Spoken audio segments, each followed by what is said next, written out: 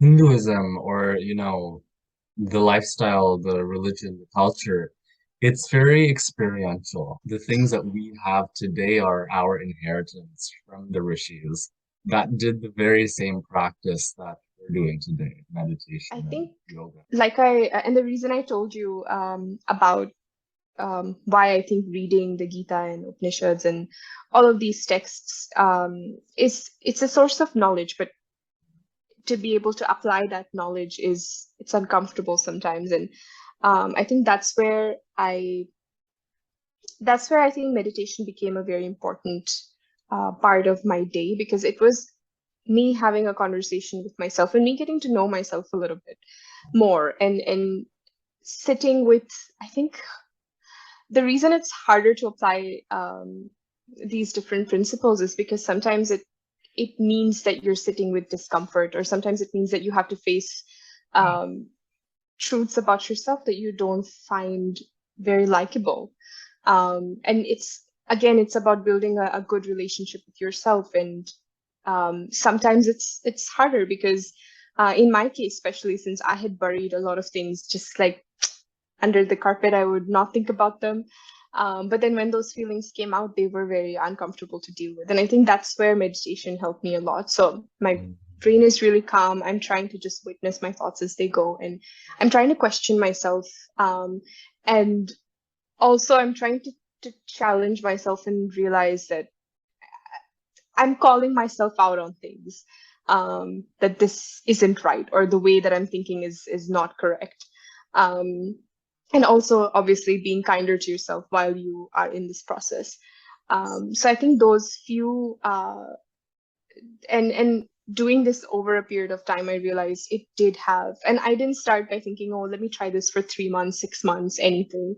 I just went for it, and I wasn't in a very result um, focused mindset, but I was rather in a process focused mindset. So I would just do the work every day, and the results did show up, and I could actually feel that, whoa, this is really empowering, and um this switch is, I wish I had done this earlier because I think growing up, especially, we're really taught to take care of our physical selves. You look all pretty, you eat good food, you exercise every day, but no one teaches you how to take care of your mental health or whatever's going on inside of you. So I think for me, connecting with, or I guess, being spiritual and building that relationship was, it helped me find a way to connect with myself and, um, build that relationship with myself. So I think um, those are some of the active things that I did over the years. And then and these are really simple things. It takes just 30 minutes, an hour of your time every day, but it recharges you. And then the rest of it was very natural. The rest of, and I think once you get to know yourself a bit more, you start to question yourself. You start going back to your roots, and and like I mentioned earlier, is I have my parents used to do a lot of things, and when it comes to being religious or following our culture, or and I'm so glad that those things happened then, but that those things happened then because now I had something to go back to.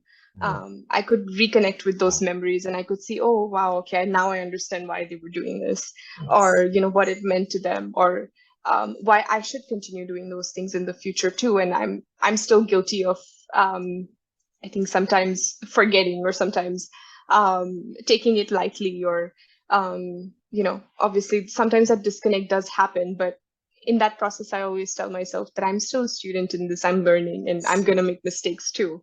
Yeah. And that's fine. It's something you have to accept. So I think the rest of it, just with these two practices, the rest just followed, and it happened very naturally. And Yeah. now there's some things that your parents tell you to do, and now it's like, okay, and I'm doing them because my parents tell me to do, but now it's more like I want to do it. And so it feels more natural and just flows a lot better. Um, so it's a process, but I think it's definitely a journey worth exploring. And um, I'm very grateful for those particular times to help me stay grounded and, Yes. connecting back with my roots. Uh, You mentioned something I think really important is that Hinduism or, the lifestyle, the religion, the culture, it's very experiential. I think that's the great summary or a way to summarize it. Because it reminds me of even growing up in Canada, right? You'd have Holi, Diwali, Navratri, and as a kid, you see all these external, you see the colors, the food, everything's there. But I didn't have an understanding of, why did we light diyas, right? Or what did the colors in Holi represent? Or what is Shakti? What is Durga? Apart from what they look like, what are they, right? Um, and I think even for myself, going back into the summer and reconnecting, it was almost as though I was able to find answers to those questions. And it's really until you start, you know, as you said, not just attending the Bali celebrations, but putting them on for yourself and learning about the history, the culture. Do you start unlocking the powers of that culture? And I think it goes back even to the rishis thousands of years ago, how they were engaged back then in just days to days, years to years of meditation, and how the things that we have today are our inheritance from the rishis that did the very same practice that we're doing today, meditation and yoga. Um, and moving into sort of the last segment of our chai chat today, um, and I kind of touched on it already, but why do you think Hinduism, being one of the last remaining civilizational-based cultures, has survived for thousands of years? I'm curious to know what your take would be. Yeah, so um, I think the reason it's survived, or rather, I want to change the word from survived to saying that it's still a religion, or Hinduism is still something that continues to have a big impact or influence us Yeah, even today, is because I think it's very open and it's very inclusive. So I think especially there are no set rules for you to follow. It's really it's a path that you discover for yourself, and it can take so many forms. And it's Hinduism is so broad and um, big, and it's given birth to so many other cultures and other ways of thinking as well. So I think it's one of the reasons why it's still so prevalent today, and there's so many people who still follow it. But I think one of the things that stood out to me recently is, uh, and again, something to add to my point before, is that it can have so many meanings to different people too. And no matter who you are, or no matter um, where your journey, whatever you're doing right now, there's a place for you in that culture. And you can make it yours in different ways. You can be as involved as you'd like, and you can be as little involved as you like. Um, but I think one of the things that concerns me a little bit now is, as it's spreading, or as there are I think I can notice a bit of dissipation also when it comes to Hinduism. And again, because it's open to there's so many meanings that people can take from it. Um I think for us, as you can be, and I think it's less location dependent and more individual dependent, to say that someone can still live in India, and they could have those practices around them, but not be very actively involved. Or someone could be living very far from India and um, you know, still be very grounded in our culture. Um, so I think there's that discrepancy, but I mean, while there is that discrepancy, I think another thing that really keeps our culture intact is, that sense of community and that sense of togetherness also with other people and the bonds that we make with others. And for me, a lot of the festivities and a lot of traditions that we still follow are sometimes they're a little bit less about what the tradition is saying itself, and that also holds impact, but they're going these things have gone from thousands of years and they're being passed down to us. So of course not everything stands the way it did 1,000 years ago, but um, I think a really big underlying aspect for me is that sense of community, and it's that sense of having people together and bringing people together and sharing our stories. And um, I think that's another core thing that keeps it together is our shared values are really strong. And even me leaving home after 9 years, or like leaving India after 9 years, I would say, is um, those values still stayed with me, and I think it's because of that environment that I was raised in. And even though there are some things we actively practice and some things we don't, we had something to fall back on. So I think it's now I believe that the responsibility is on our shoulders to do that for future generations. So I think it's um, and now is it's a really good time to build on what we've learned and Yeah, um, start to build that connection and that community for ourselves so we have a legacy going forward as well. definitely. My next question is, in the globalized world that we live in, with so many external factors and influences, as you mentioned, now it is up to us as the current generation to decide how we wish to take community. And that sort of that allows us to decide, what are elements that really speak to our generation and society that can also help potentially pull our society forward.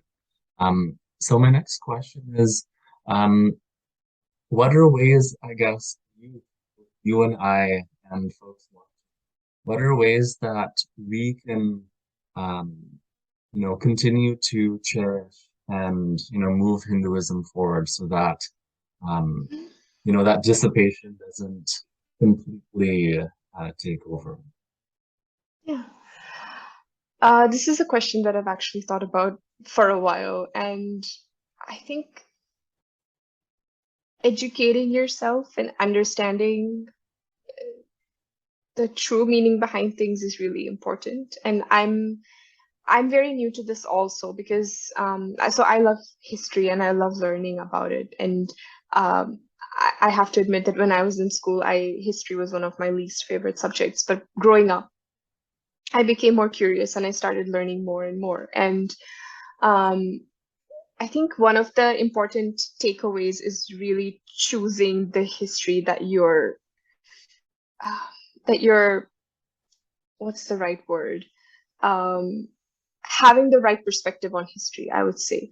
And one of the examples that really stands out to me now is after the so after um, the British Raj in India, I think there were things that were not communicated properly, even in our textbooks, I would say. Yeah. For instance, the caste system was a Yes. term that was named by the British. We didn't coin that term. Yeah. In India, it was the Varna system, and Yeah. the caste system itself is something that creates divide, and Yeah. it shows that, oh, there were these different classes and our culture is so divided. No, it's not what that system was at all. And it's again, it's not something that we developed. It was, and that's how we read it in the history books, is that the system existed and, oh, it made the society divided and all of that. But I think ultimately when we and I think this is tying to a bigger picture for me, is um one of the reasons that I think good education is important um, is that it's not necessarily where you become skilled in this. Of course, it is that you become skilled in this particular field or this particular area, but I think it's important because ultimately, as you grow up and as you begin to shoulder more responsibilities, it's your role to think uh, critically about things, and it's your role to really um, think for yourself, um, and question the things around you as well. So Yes. I think, um, again, so it's important to understand different perspectives, and history. Again, some things are facts, yes, that yeah, we gained independence on this day. Mahatma Gandhi did his salt march on this particular day. Those are facts, those are not going to change. But everyone's, I think, perspective of history or the way they think about it is really different. So it's important to choose your perspective properly and educate yourself. And there are, I was reading, so I got into